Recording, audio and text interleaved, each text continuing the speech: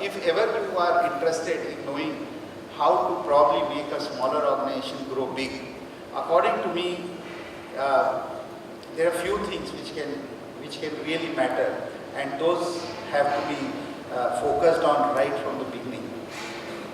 First of all, what happened in Infosoft Tech is that we had an opportunity, and those of you a little older and don't know about the story of Y2K era, most of the Indian large company brands got made because of the services of a date correction in year 2000. And when a company such as Infosoft Tech came up in 1995, people told us do Y2K, do airline business, do hotel management activities, do hospitals, go everywhere because every penny is important. How will you grow? How will you succeed? How will you be there? But there is one thing which we remain very, very steadfastly clear, is that focus is what will keep us alive, and focus will make us grow. So if we stay focused, the important thing is our profits can be replowed back or plowed back into better research and development, which is in one direction. Your training becomes easier. Your customers trust you because they believe that you are specialist. And focus has always helped people to be able to come out as pundits among the large number of organizations which are competing in your area. So while you may have a lot of competition, if you are a focused organization in one particular area or two particular area but one industry, I can assure you that you would definitely see scale coming your way faster than ever, for the reason that people will start trusting your credibility as an organization which can deliver something specialized and you can innovate quickly. Second thing, which is very critical in smaller businesses, is the mindset, which is very, very critical. And I think it's important that both the previous speakers covered that, and when you hear Wagh Bagri Tea's story, you will realize it's actually the mindset. It is the courage in the entrepreneur. It is I'm not using the word vision as yet. I'm saying the mere thought that you want to create a world-class organization and you want to spread beyond your areas of comfort, that challenge which you give to yourself each day will make the change happen in your organization's size, and which is what we did in Infosoft Tech. If you know the year 2000, the period of year 2000, it was probably the worst era in the global economy, worse than 2008 onwards now. That was the year when World Trade Center came down crashing. That was the year when the switchover of technology happened from, there was a big dot-com crash. That was the year when people started to sometimes disbelieve in various countries and their relationships and so on and so forth. And the economies got very sluggish in about 2003. And that is the time a company like Infosoft Tech actually invested all its strength to grow from India into international markets. And I can assure you that given a chance once again, I will do the same thing. It's not that I am more intelligent today, so I will not take bigger risks. I am saying that given the same opportunity today, we will do the same thing again. And we did the same thing again in 2008-9 when the markets crashed once again. This is the period where all small companies had a risk of closing down. Large number of companies closed down, whereas we have doubled our profits, we have not lost our customers, and so on and so forth. So I always believe that courage, more than the vision, and your ability to expand, innovate in the times of bad times is very, very, very, very critical. So how do you do that? Foremost, if you reduce your internal needs and invest all the surplus cash into marketing and sales and building of your alliances and footprint, if you start traveling more from where you are stationed, where you are habitual of carrying your lunch box and going to one office every day, to getting up and picking up a different flight, a different hotel in a different region every third or fourth day, depending upon what's the type of business you are in, and push your people to come out of their comfort locations and instead of being back office boys, become the front office people, that you create a customer orientation, a market orientation, and believe that there is no better day than today to probably expand and you look at bigger market share, you would realize that the success is multiplying on its own. While it is pushing you initially, maybe first 5 or 7 years, to a little lower margin because you are investing into markets. But the moment you cross those first 5, 7, 8 years of an expansion plan, you realize your margins have come back. Because now you are operating in markets which are not sometimes in such a situation where you have, I don't want to say this, but in India, margin has always been under pressure. And the moment you try to expand into better markets, you will realize that once your initial expenditure is over, your margins will become much, much better in all the markets because your credibility increases, your fixed costs come down and so on and so on. So marketing. Third part is branding. The first part was alliances and sales. The third part is branding. Most small companies have always maintained that brand is something which is not meant for them. Brand is an international taboo word. Brand is something in which only Hindustan Lever and only Procter & Gamble or Cadbury's invest, and I can't be seen there. The fact is that branding is an expensive game, but not as expensive as any of us have thought. I want to tell you that at our size, at 235 crores kind of a sales, we actually look like a company which is 1,000 crores, a company which is 5,000 crores. Who is our competition? If any of you are on your phones, just stop it for a second to hear this. A 235 crore company, day in and day out, the sales managers of this company fight with companies like TCS. What is size of TCS? 60,000 crores on revenue. What is the size of Infosys? Probably 45,000 crores. What is the size of global companies like of FIS or Temenos, or you take names which you know, let's say Capgemini, Accenture, you know these names, right? They are all upwards of 25,000-30,000 crores, and we, a company of 200 crores, is day in and day out fighting, and we are to our investors providing better returns and creating a better growth percentage growth than the industry average at all costs, right? Winning more awards, retaining better customers, having better customer stories to tell. Why is it that way? It's because we have created a very strong brand. We have created a brand to say that a small company will deliver much better value because we are closer to you, because we are accessible, because we are comprehensive, because we are focused, because our people are keen, they are driven by business domain and not just technology and so on and so forth.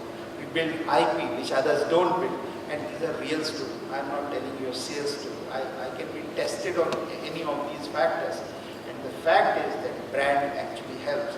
By having to do this, if you go and check our website, if you meet any of our customers, you meet an Infosoft Tech team member, you will realize that he actually feels like a big company.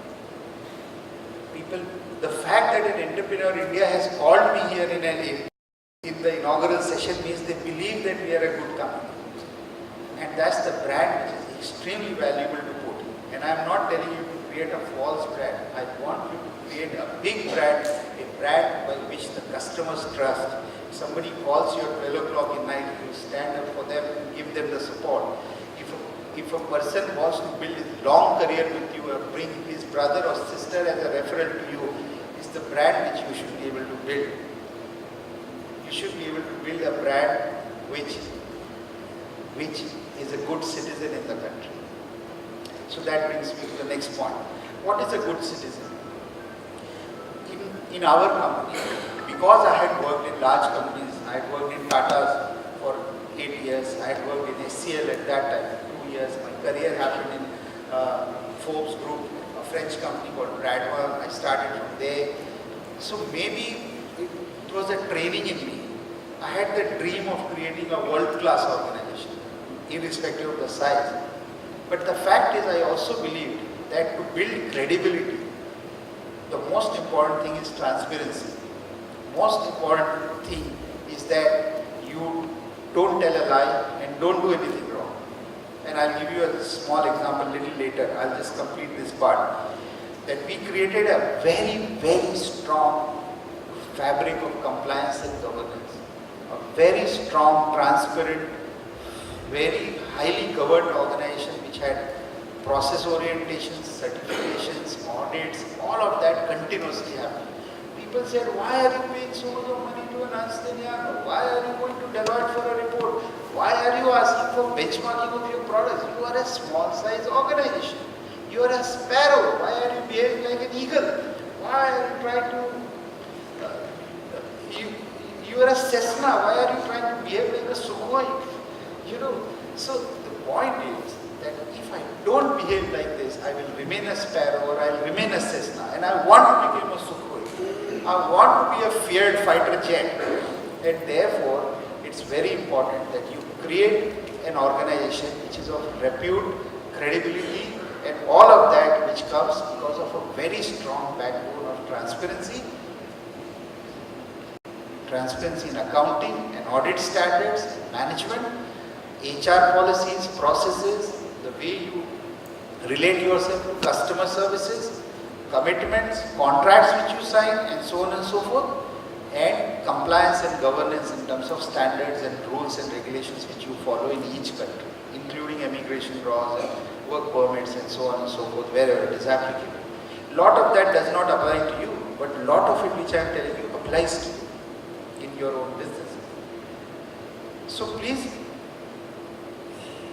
let me get back to what I was trying to tell you before I forget. That there are a lot of business people, young and old, and especially the older generation.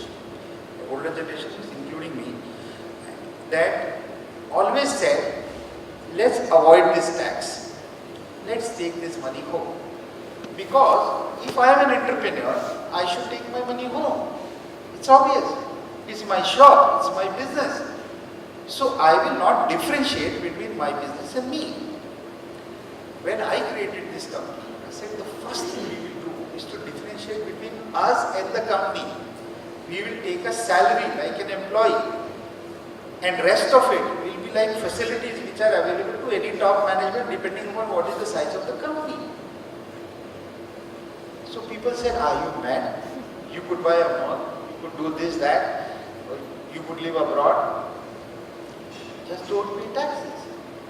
So I want to tell you a long story short, that those of you who know about how listing happens of the companies, how IPO happens, those of you who have seen mergers and acquisitions in terms of multiples, you will realize that if you save the profit, if you are making a 10 lakh profit which you are not declaring to government and taking it home, so how much money you are taking home? 10 lakhs.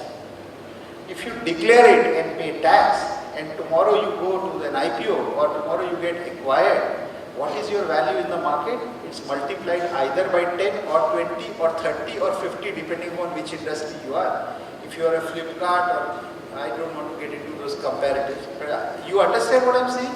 Your 10 lakh profit in terms of a value is 1 crore or 10 crore or 100 crore depending upon what's your type of business. So what should you do?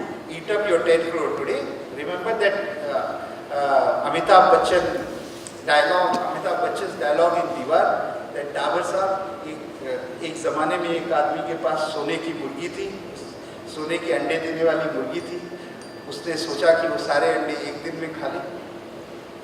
So you have to understand that your सोने की अंडे देने वाली मुर्गी has to be preserved and grown for its value.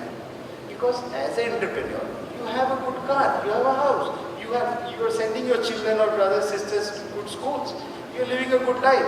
Then why not pay taxes? And why not become big? Why not become a great citizen of the country? And when the credible companies' names are counted, your name is counted. People say, अरे ये road बहुत खराब है, तो यहाँ tax देंगे क्या होता है, ये कंट्री बहुत करप्ट है, यहाँ पैसे देंगे, we are just spoiling politicians. But ladies and gentlemen, by not paying taxes, you are just decreasing your value. Because once you want to sell your business or want to get it valued for bigger loans, not just IPO or sale, you will find that you are not valued if you have not paid taxes. So we created an organization which is thick and thin in compliance and governance. And today that is the reason we are valued several times over in comparison to a company which has not done a similar story. So that's the fourth part which I wanted.